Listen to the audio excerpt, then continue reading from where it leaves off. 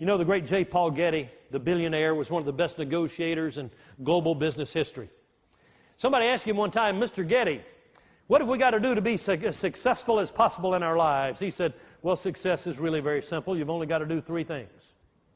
He said, rise early, work hard, strike oil. You know, that's a pretty good formula, isn't it? Now, some of you EOers out there saying right now, well, Don, that's fine and good, but I'm not in the oil business. No, but you know what? We've all got some potential oil patches out there where we can, in effect, strike our own oil by being really, really good at something that matters, and I think negotiation fits into that category. How many of you would agree that most people don't like to negotiate? Most people hate to negotiate. In fact, most people, even people who say they like it, all of us probably have at least a little bit of a disease that prior to this morning you probably didn't even know you might have had a little bit of. Now, I hate to be the bearer of bad news, but I'm going to tell you about the disease, and most of us have it.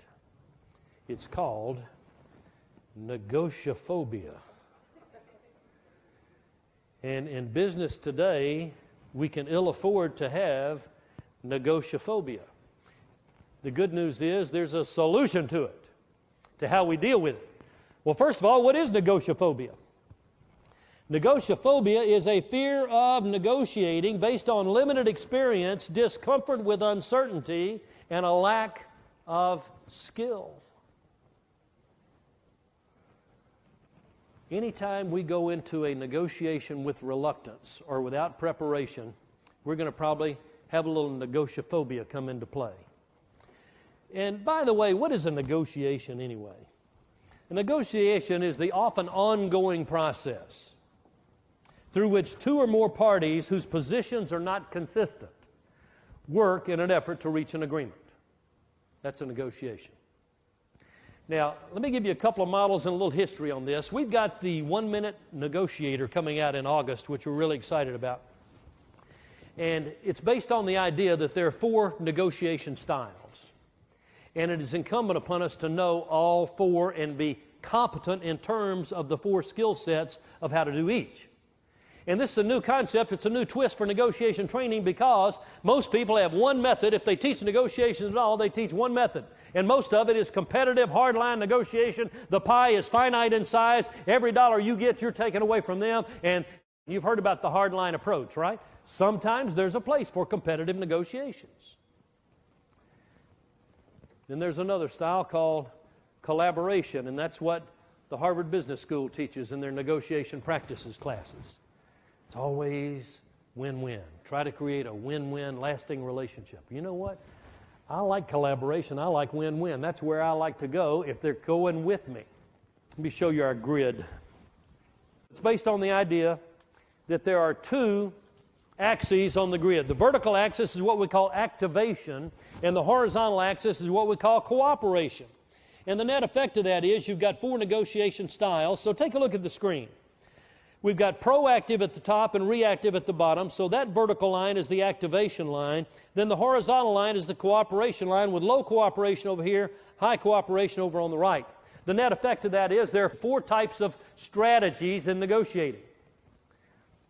One is avoidance. I was going to put off talking about it, but I guess I've got to go ahead and tell you about it. Avoidance, these are the people who've got the most severe case of negotiaphobia. They just don't want to go there. They see it as unpleasant. They don't feel comfortable in the negotiations arena. They don't have the skill sets to carry them through it successfully, and they avoid at all costs. Look where they are on the axes. They are reactive and they are low cooperation. So they're kind of hanging back. Avoidance.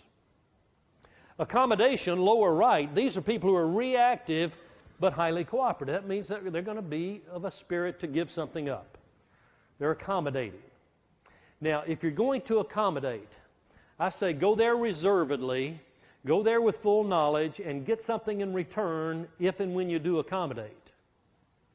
All right, look at upper left. This is the competition. This is what most negotiation trainers teach. Here's how you get every dollar you can get. But you see, that's really not a relationship building sort of thing, is it? But competition is low cooperation but proactive. They're going to try to beat you up if they can for every dollar of your margin they can steal. And then we've got collaboration upper right. That's the desire, I think, in a perfect world. If we want to move people up that loyalty ladder, let's be adaptable enough that we can go to where we need to be on this negotiations matrix right here. Now, what is behavioral adaptability? Well, if we're me-oriented, these are people who are preoccupied with their own agenda. And maybe this is somebody who's going to be a competitive negotiator. They got their blinders on and they're not going to move around much. They're tough. But if they're tough and if you got a lot on the line in trying to negotiate with them, go to competition with them and let them see your strength in your own competitive process. And when you do that so often, they'll lighten up and say, maybe it's time for us to collaborate if they really want to do business with you.